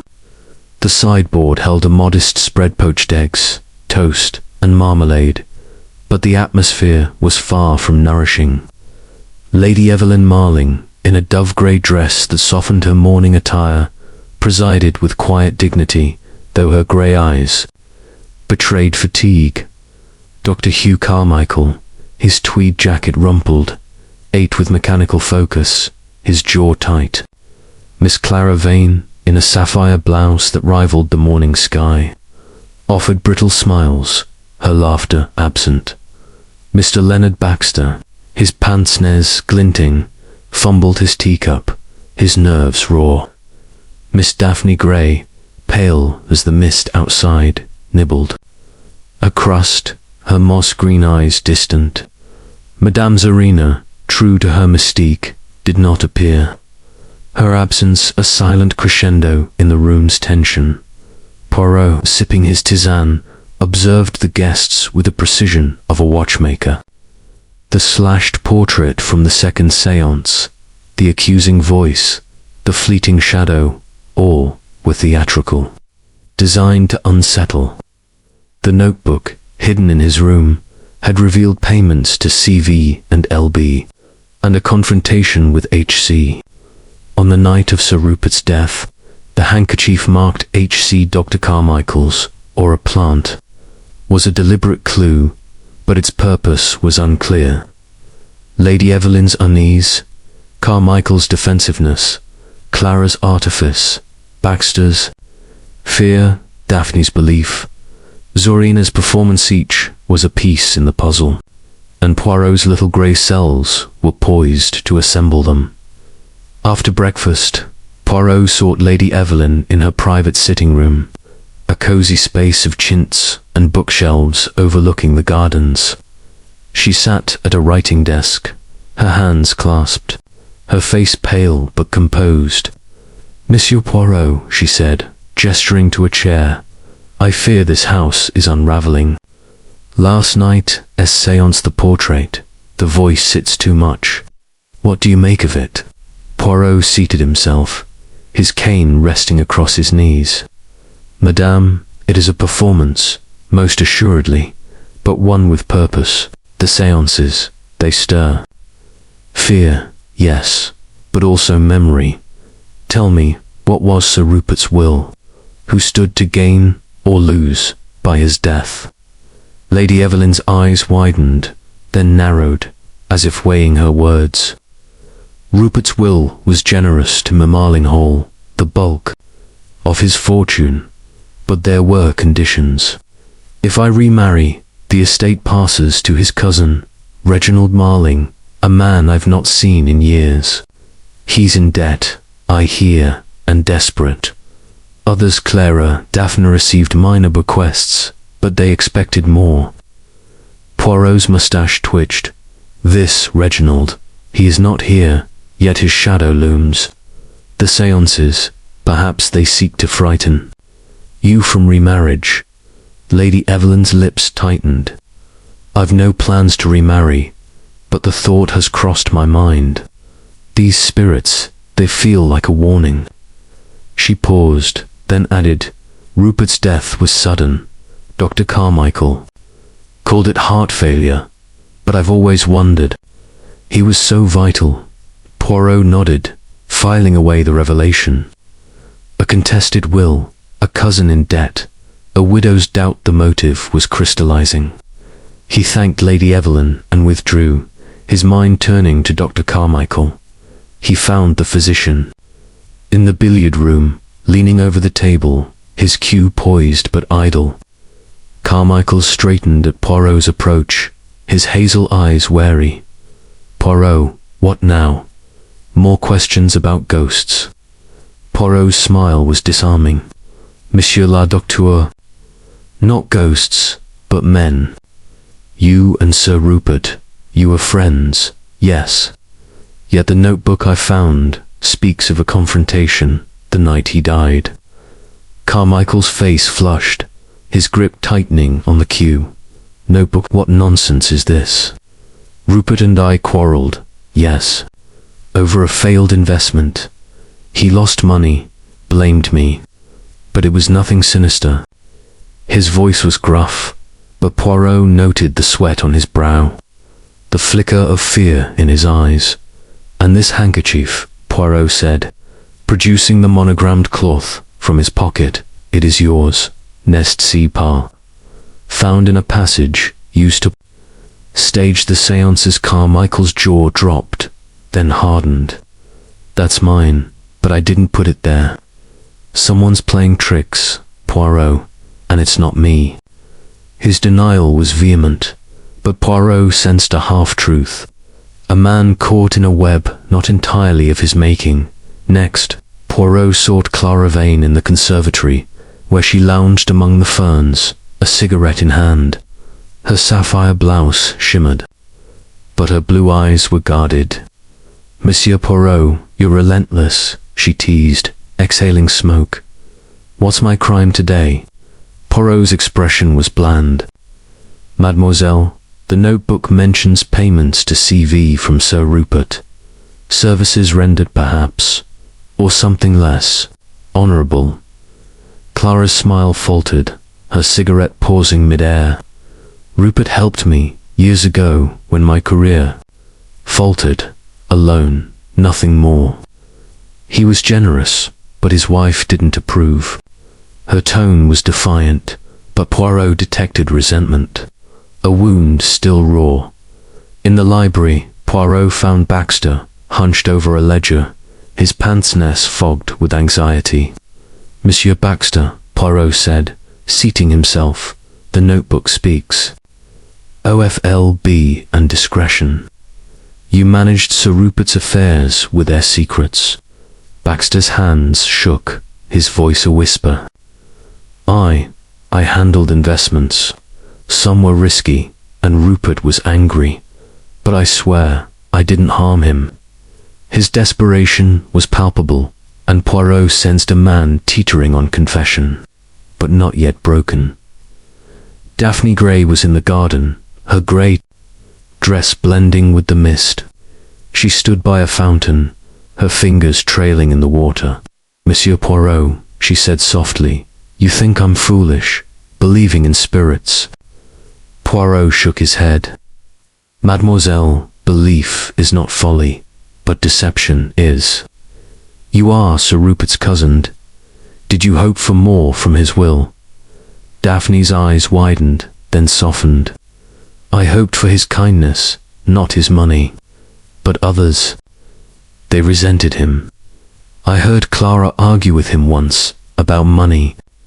Her words were hesitant, but Poirot noted their sincerity. A clue offered without artifice. Madame Zorina, found in a small parlour, was as enigmatic as ever. Her emerald robes draped over a velvet chair. Monsieur Poirot, you chase shadows, she said, her pendant glinting. The spirits reveal what men conceal. Poirot's eyes were sharp. Madame, the passage, the gramophone, they reveal your hand. Who pays you to frighten Lady Evelyn? Her smile was unshaken. I serve the truth, monsieur. Accuse me, but you will find no proof. Her confidence was a challenge, and Poirot accepted it silently. By afternoon, Poirot retired to his room, his notebook open. The will, with its clause about remarriage, suggested a motive: frighten Lady Evelyn into remaining a widow, preserving Reginald Marling's claim. The notebook's entries payments to Clara and Baxter, a quarrel with Carmichael hinted at greed and betrayal. The handkerchief, planted to implicate Carmichael, was a misdirection, but by whom? Poirot wrote, the motive is money, fear, or vengeance. Reginald Marling, absent yet present, stands to gain. Zorina she performs, but for whose coin? Carmichael's guilt, Clara's past, Baxter's secret siege, is a thread. Tonight, I watch closer. At dinner, the guests were restless. The second séance effects lingering. Lady Evelyn announced it would be the last, her voice firm. Madame Zorina, I indulge this no further. Monsieur Poirot, I rely on you. Poirot nodded, his eyes sweeping the table. The final act, he knew, was approaching. He wrote in his notebook, "The second night revealed the mechanics. Tonight will reveal the heart. The truth is a motive uncovered, and Hercule Poirot will not rest until it shines." The wind howled outside, but within, Poirot's resolve was a beacon, guiding him toward the unmasking of the ghost that wasn't. Chapter 8. The ghost revealed the evening of November 2nd, 1936. Draped Marling Hall in a mantle of unease, the Dorset moors outside cloaked in a fog that seemed to seep into the very walls. Hercule Poirot, standing before the mirror in his chamber, adjusted his black tie with the precision of a sculptor, his charcoal suit a testament to his unyielding sense of order. His mustache, waxed to perfection, gleamed in the lamplight, a silent affirmation of his readiness to confront the deception that had haunted the estate for 3 nights. The séances, the hidden passage, the notebook, the monogrammed handkerchiefful were threads in a tapestry of human greed and fear. And tonight, Poirot was determined to unravel the final knot. His little grey cells, ever vigilant, buzzed with the clarity of a case nearing its climax. The day had been one of meticulous preparation. Poirot's morning interviews had solidified his suspicions. Lady Evelyn's revelation of the will's clause, tying her remarriage to the loss of the estate to Reginald Marling, had illuminated a motive. The notebook's entries to CV and LB, a confrontation with HC, pointed to Clara Vane, Leonard Baxter, and Dr. Hugh Carmichael, each entangled in Sir Rupert Marling's life and death. The handkerchief, marked HC, was a deliberate misdirection. But by whom? Madame Zorina's theatrical séances, with their voices, shadows, and slashed portrait, were a charade, yet the question remained, was she the puppet or the puppeteer? Poirot had spent the afternoon in the library, examining the hidden passage. Again, noting scuff marks and a faint residue of grease near the gramophone, evidence of recent use. Tonight, he would set a trap to expose the ghost's human hand. Dinner was a tense affair, the dining room's candlelight casting long shadows across the silver and crystal. Lady Evelyn, in a charcoal dress with her pearl brooch, presided with strained composure, her grey eyes flickering with resolve. Dr. Carmichael, his face flushed, ate sparingly, his hands gripping his cutlery. Clara Vane, in a violet gown that shimmered like twilight, offered brittle quips, her blue eyes darting to Poirot as if gauging his intent. Baxter, his pince-nez glinting, spilled his wine, his apologies stammered. Daphne Grey, pale in a cream dress, spoke little, her moss-green eyes haunted by the séance's echoes. Madame Zorina, in sapphire robes with a crescent pendant, was serene, her kohl-lined eyes watching the table with quiet amusement. Lady Evelyn rose as the meal ended, her voice firm. "This is the final séance, Madame Zorina. I will have no more disturbances in my home. Monsieur Poirot, I trust you will ensure clarity." Poirot inclined his head, his expression serene but his eyes sharp. "Madame, clarity is the mission of Hercule Poirot. Tonight, the truth will speak." The guests exchanged uneasy glances, and Poirot noted Carmichael's clenched jaw, Clara's forced smile, Baxter's trembling hands, and Daphne's distant gaze. Zorina's smile was a challenge, one Poirot was eager to meet. Before the séance, Poirot slipped into the library, where the third gathering was to be held. He moved with purpose, his cane silent on the carpet, and rigged the room with subtle markers. A fine thread stretched across the hidden passage's entrance, a dusting of talc on the floor near the bookshelf, a small mirror angled to catch movement. Behind the table, These were his sentinels, invisible to the untrained eye, designed to betray any sleight of hand. He tested the gramophone in the passage, confirming its needle was freshly sharpened, and checked the wires, noting their tautness. Satisfied, he returned to the drawing room to join the others, his notebook tucked in his pocket, the handkerchief ready to be produced. The library, when the guests assembled at 9, was a stage of shadows, its candles casting a flickering glow. Across the oak table and towering bookshelves, the portrait of Sir Rupert, unmarred, unlike its counterpart in the drawing room, gazed down, its eyes stern. Poirot took his place between Lady Evelyn and Daphne, his gloved hands ready to clasp theirs. Carmichael sat opposite, his posture rigid. Clara beside him, her violet gown vivid. Baxter next to her, his face pale.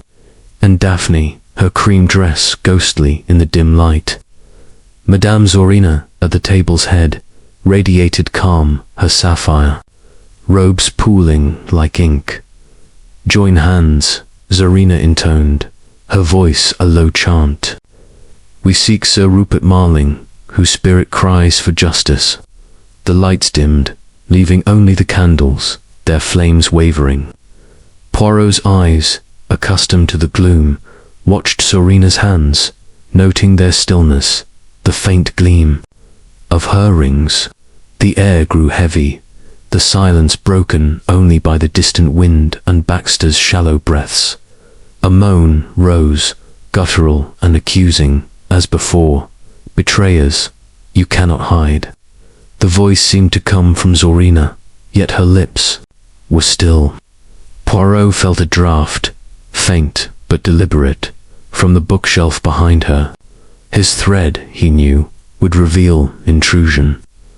The table trembled, and Clara gasped, her grip tightening.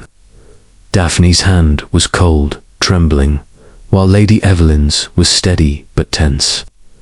Carmichael's eyes were fixed on the table, his face a mask. Of strain, the voice grew louder. "You took my life, my honor." A sudden thud echoed, and a book fell from a shelf, its pages fluttering. Baxter yelped, and Clara's laugh was sharp, nervous. Poirot, alert, caught a flicker of movement Zorina's hand, slipping beneath the table. He signaled the butler, Mr. Grayson, stationed by the door, with a subtle nod. The lights blazed on, flooding the room, and the guests froze. Madame's hand was caught mid-motion, clutching a small speaker wired to a concealed battery beneath her robe. The thread across the passage was snapped, the talc disturbed with fresh footprints. Poirot rose, his voice calm but commanding. "Madame your spirits, they are most mechanical." He gestured to the speaker, then to the passage, where Grayson had already opened the panel, revealing the gramophone and wires. The medium's composure cracked, her eyes narrowing. "You meddle, Monsieur Poirot," she hissed, but he held up a hand, turning to the guests. "This is no ghost. It is a performance, and Madame Zorina has an accomplice." He scanned their faces, then fixed on Clara Vane, whose violet gown seemed to pulse in the light. "Mademoiselle Vane, your theatrical skills, they are admirable. The shadow in the drawing room, the slashed portrait your work." "Yes." Clara's face paled, then flushed. "You're absurd, Poirot," she cried, but her voice trembled. Poirot produced the notebook, its pages open to the entries for CV. "Sir Rupert paid you, mademoiselle, for services. A debt, perhaps, or blackmail. You and Madame Zorina sought to frighten Lady Evelyn, to secure the estate for another Reginald Marling, perhaps." Clara's eyes widened, and she sank back, her defiance crumbling. Zorina rose, her sapphire robes rustling. "You have no proof," she said, but Poirot's smile was cold. The passage, the speaker, the grease on the gramophone, they are proof enough. And you, Mademoiselle Vane, your footprints betray you." He pointed to the talc, where Clara's distinctive heels left clear marks. Lady Evelyn stood, her voice icy. "Clara, Madame Zorina." Clara's shoulders slumped, and she spoke, her voice low. "Reginald promised me a share if the estate passed to him. I knew Rupert years ago. He owed me, but Evelyn wouldn't budge. The séances were to scare her into staying single." Zorina remained silent, her eyes defiant, but Poirot saw the game was over. He turned to the others. "The ghost is revealed, but the truth is not complete. Monsieur Baxter, Monsieur Carmichael, your secrets remain." Baxter whimpered. Carmichael's face darkened, but Poirot held their gazes. "Tomorrow we speak of Sir Rupert's death." He wrote in his notebook, "The ghost is unmasked Zorina and Clara, tools of greed. Reginald's shadow looms, but Carmichael's guilt, Baxter's fear, they hide more. The final truth awaits." The wind howled, but Poirot's mind was a beacon, illuminating the path to justice. Chapter 9. The True Culprit. The morning of November 3rd, 1936, broke over Marling Hall with a fragile clarity, the fog lifting to reveal a sky of pale blue, as if the moors themselves exhaled in relief after the unmasking of the séance charade. Hercule Poirot, standing at his chamber window, surveyed the landscape with eyes as sharp as the frost that edged the grass. His charcoal suit was pristine, his mustache a flawless arc, yet his mind churned with the weight of unfinished business. The previous night's revelation, Madame Zorina and Clara Vane schemed to frighten Lady Evelyn Marling for Reginald Marling's gain, had exposed the ghost as a human contrivance. But Poirot's little grey cells sensed a deeper truth. The notebook's cryptic entries, the monogrammed handkerchief, and the lingering unease of Dr. Hugh Carmichael and Mr. Leonard Baxter pointed to a darker crime, the death of Sir Rupert Marling. A year passed, which cast its shadow over the estate.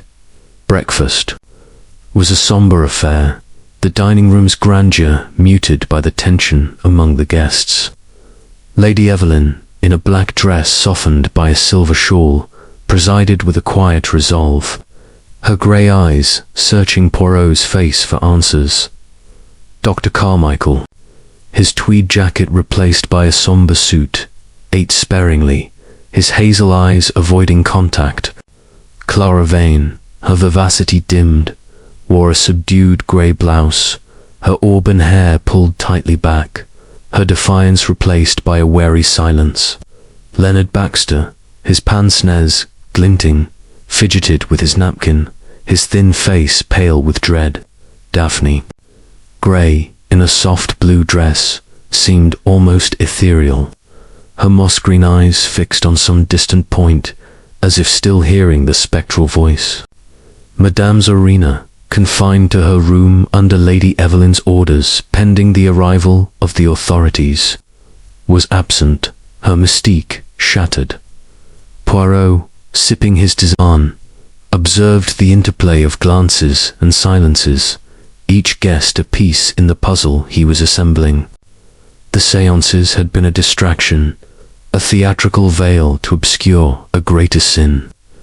The notebook, hidden in his room, spoke of payments to CV and LB and a confrontation with HC.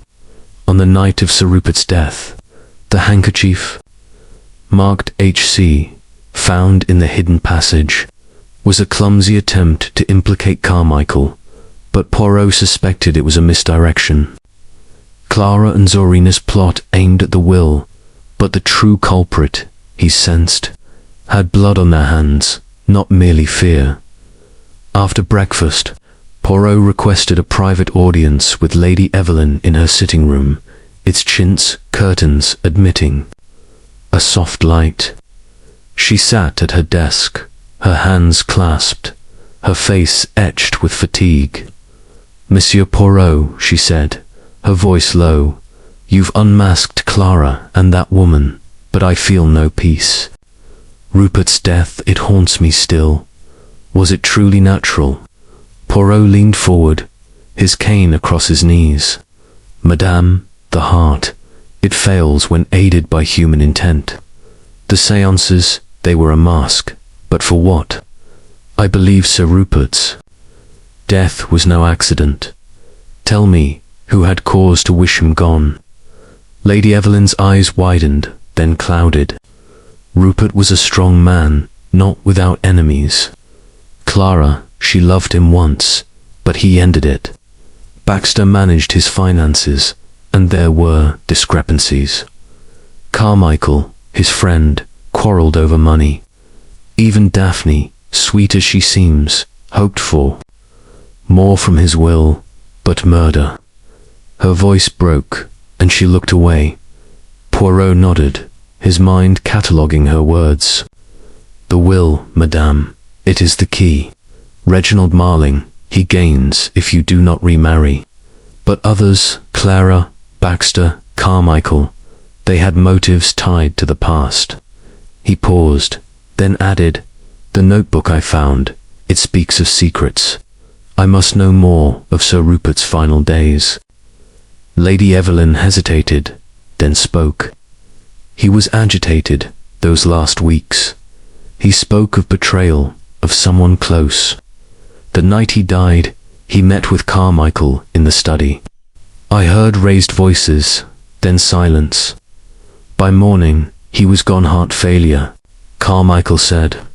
Her voice trembled, and Poirot's moustache twitched. A confrontation, then death. The pieces were aligning. He sought Carmichael next, finding him in the billiard room, his cue idle, his face haggard. "Poirot, you've got your culprits, Clara and that medium," he growled. "Why hound me?" Poirot's eyes were sharp. "Monsieur le Docteur, the handkerchief with your initials, it was planted to accuse you. But the notebook speaks of a quarrel with Sir Rupert, the night he died. What did you hide?" Carmichael's face flushed, his hands clenching. "We argued, yes, about a failed venture. He accused me of mismanagement. I left him alive, Poirot, I swear it." But his eyes betrayed fear, and Poirot pressed. "And his health? You prescribed his medication, yes?" Carmichael's jaw tightened. "Standard tonics, nothing more." His voice was too quick, and Poirot noted the lie dot in the conservatory. Clara Vane sat among the ferns, her grey blouse stark against the greenery. Her defiance was gone, her blue eyes weary. "Monsieur Poirot, you've ruined me," she said bitterly. "What more do you want?" Poirot's tone was calm. "The truth, mademoiselle. The notebook shows payments from Sir Rupert. Blackmail. Perhaps, for your past." Clara's lips parted, then closed. "He paid to keep me quiet, yes. I knew of his dealings, shady investments, hidden accounts. I threatened to tell Evelyn, but I didn't kill him." Her voice cracked, and Poirot saw truth mingled with desperation. Baxter, found in the library, was a trembling wreck, his pince-nez fogged. "Monsieur Poirot, I beg you, I'm innocent," he stammered as Poirot produced the notebook. "The payments to L.B., they were for your silence, yes." "About what?" Baxter's face crumpled. I forged documents to cover losses in Rupert's accounts. He found out, threatened to expose me, but I didn't harm him, I couldn't." His panic was genuine, but Poirot sensed a half-truth. A man guilty of theft, but perhaps not murder. Daphne Grey. In the garden, stood by a bare rosebush, her blue dress blending with the sky. "Monsieur Poirot," she said softly, "you see through us all, don't you?" Poirot's smile was gentle. "Mademoiselle, I see what is hidden. You loved Sir Rupert, yes, yet you speak of his enemies." Daphne nodded, her eyes misty. "He was kind, but others weren't. I saw Carmichael leave the study that night, angry, and Clara, she hated him for choosing Evelyn." Her words were soft, but Poirot noted their weight. A clue offered without guile. By afternoon, Poirot's suspicions coalesced. The séances were a distraction, but Sir Rupert's death was the heart of the mystery. Carmichael's quarrel, Baxter's theft, Clara's blackmail were motives, but the medical lie was the key. He confronted Carmichael again, this time in the study, where the empty dagger case stood like an accusation. "Monsieur le Docteur," Poirot said, his voice steel, "you prescribed a tonic, yes, but was it laced with something fatal? A dose to hasten the heart's failure?" Carmichael's face drained of color, his hands shaking. I gave him a sedative, too strong, perhaps. He was agitated, and I thought, I didn't mean to kill him." His voice broke, and Poirot's eyes gleamed. Negligence or intent? The truth was near. In his room, Poirot wrote in his notebook, "The true culprit emerges." Clara and Zorina played the ghost, but Carmichael's hand struck the fatal blow, however unintended. Baxter's theft, Clara's blackmail, they obscured the truth, but the heart fails when poisoned by greed or error. "Tomorrow I reveal all." The wind whispered outside, but Poirot's mind was a beacon, the path to justice clear. Chapter 10. The Denouement. Morning of November 4th, 1936. Dawned over Marling Hall with a crystalline brightness. The Dorset moors sparkling under a rare, unclouded sky, as if nature itself heralded the resolution of the dark drama that had unfolded within the estate's ancient walls. Hercule Poirot, standing at his chamber window, surveyed the landscape with eyes that mirrored the clarity of the day. His black suit was a study in precision, his moustache a flawless crescent, yet his mind was a crucible where the final pieces of the puzzle forged over 3 nights of séances, a hidden passage, a cryptic notebook, and whispered confessions, were fusing into a truth as sharp as a blade. The ghost of Sir Rupert Marling had been unmasked as a human contrivance. But the true crime, his death a year prior, demanded its reckoning. Today, Poirot would lay bare the guilty hearts, restoring order to a house shadowed by deceit. The previous evening's revelations had set the stage. Madame Zorina and Clara Vane, exposed as orchestrators of the séances, to frighten Lady Evelyn Marling into preserving the estate for Reginald Marling, awaited the authorities.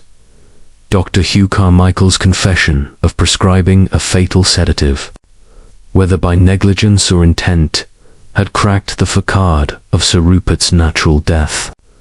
Leonard Baxter's admission of forging documents to cover financial losses, and Clara's blackmail over Sir Rupert's hidden dealings had revealed a web of greed and betrayal. Yet the thread's payments to CV and LBA quarrel with HC, the planted handkerchief, needed weaving into a coherent tapestry. Poirot's little grey cells, tireless in their pursuit, were ready to deliver the denouement. Breakfast was dispensed with, the guests too restless for formality. Lady Evelyn had summoned them to the grand hall at 10 o'clock, a vast chamber of oak panelling and stained glass, where a long table stood beneath a chandelier that gleamed like a frozen cascade. Poirot arrived early, his cane tapping softly, and conferred briefly with Lady Evelyn, who stood by a roaring fire. Her black dress softened by a pearl brooch, her grey eyes resolute but weary. "Monsieur Poirot," she said, her voice low, "I trust you will end this nightmare. My husband deserves justice." Poirot inclined his head, his expression grave. "Madame, justice is the mission of Hercule Poirot. The truth, it will be revealed, and order restored." He took his place at the table's head, his notebook open, the monogrammed handkerchief and the cryptic notebook beside it. Silent witnesses to the crimes. The guests filed in, their faces etched with varying shades of dread, defiance, and resignation. Dr. Carmichael, his suit rumpled, sat heavily, his hazel eyes fixed on the table, his hands clenched. Clara Vane, in a drab grey dress, her auburn hair tightly pinned, avoided Poirot's gaze, her vivacity extinguished. Leonard Baxter, his pince-nez trembling, clutched a handkerchief, his thin frame hunched as if bracing for a blow. Daphne Grey, in a pale blue dress, seemed almost translucent, her moss-green eyes wide with anticipation. Madame Zorina, escorted by the butler, Mr. Grayson, wore a plain black robe, her coal-lined eyes defiant, but her mystique diminished. Lady Evelyn took her seat at the opposite end, her presence a quiet anchor. Poirot rose, his voice clear and commanding, cutting through the hall's hush. "Madame, et messieurs, we gather to unmask not a ghost, but the human hearts that conjured it. The séances, they were a charade, but they hid a greater crime, the murder of Sir Rupert Marling, 1 year ago." The word murder drew. Gasps. Daphne's hand flew to her mouth. Baxter whimpered. Carmichael's face drained of colour. Clara's eyes narrowed, and Zorina remained impassive. He began with the same finesses, holding up the speaker from the hidden passage. Madame Zorina, with Mademoiselle Vane, staged these spectacles, voices, shadows. A slashed portrait to frighten Lady Evelyn from remarriage, ensuring the estate passed to Reginald Marling, a cousin in debt. The gramophone, the wires, the dagger, these were their tools, found in a passage behind the library. Zorina's lips tightened, but she said nothing. Clara shifted, her face pale. "You confessed, Mademoiselle Vane," Poirot continued, "to a pact with Reginald, exploiting your past with Sir Rupert. You face justice for fraud and conspiracy." He turned to the notebook, its pages open, but the séances were a veil.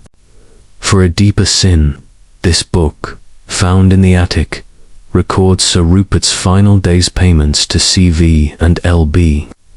A confrontation with H.C. Clara Vane.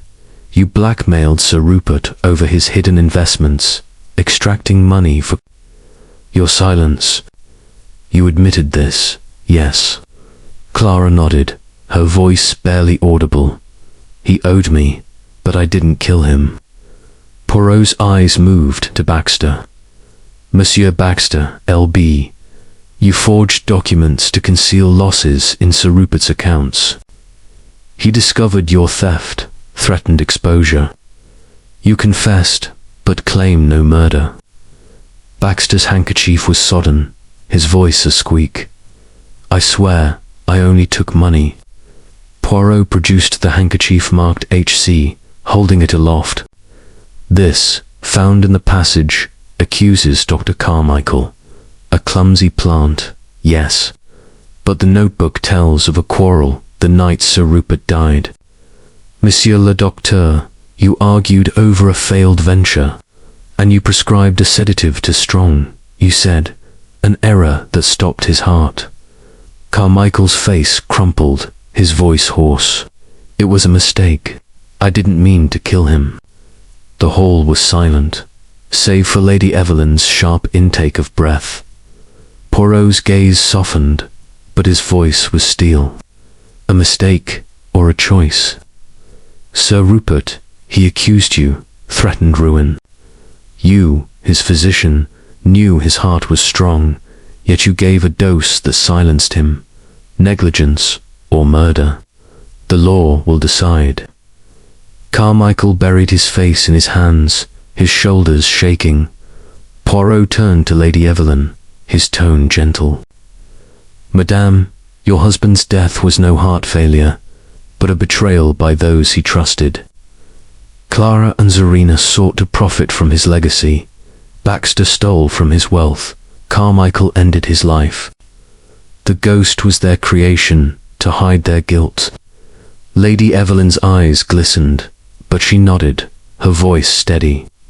"Thank you, Monsieur Poirot. I will honor Rupert's memory and secure this estate." He addressed Daphne, who sat trembling. "Mademoiselle Grey, your belief in spirits was sincere, but it was exploited. You are innocent, yet your words guided me to the truth." Daphne's eyes brimmed, and she murmured, "I only wanted his peace." Poirot closed his notebook, his cane tapping the floor. "The ghost is banished, the culprits revealed.